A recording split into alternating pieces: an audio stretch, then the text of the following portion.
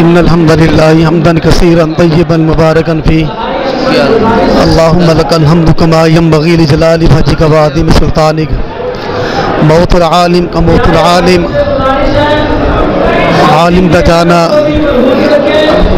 ہے حضرات مولا بخش کمویر رحمہ اللہ علیہ دے والد محترم 125 سال دی عمر دی اندر دنیا تو گئے، اتنے بیمار اتنے لاچار کہ انہاں دی کروٹ آپ بدل دے، پاسا بدل دے، پخانہ صاف کر دے، انہاں دا استنجا کروان دے۔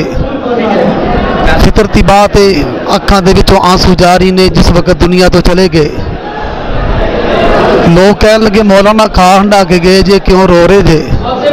مولا بخش کمویر رحمہ اللہ علیہ نے جڑے الفاظ کے کعبہ دے رب دی قسم آپ بزر دے نال لکھن دے قابل ہے، فرمانے لگے او میرے بھائی میرا باپ نے اج دنیا تو چلا گیا، میرے واسطے دعا دا دروازہ بند ہو گیا ہے۔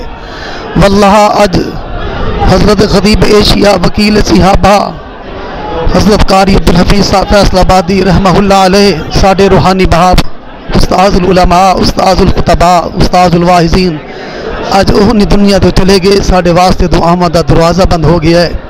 اللہ پاک اپنی رحمت دے نال انہاں دی حسنات قبول فرمائے اور پوری جماعت نو اللہ انہاں واسطے صدقہ جاریہ بنائے۔ والسلام علیکم ورحمۃ اللہ وبرکاتہ۔ السلام علیکم ورحمۃ اللہ وبرکاتہ۔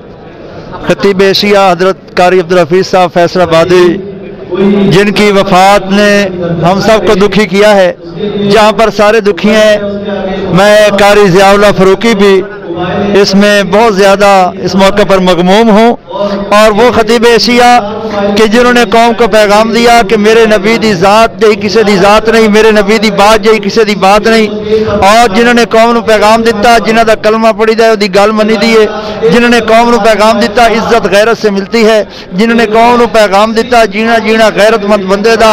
اللہ اکبر، بہت ساریاں یادداشتاں وابستہ ہیں حضرت قاری عبدالحفیظ صاحب فیصل آبادی دے نال۔ اللہ پاک غریق رحمت فرمائے، اللہ درجات دی بلندی نصیب فرمائے۔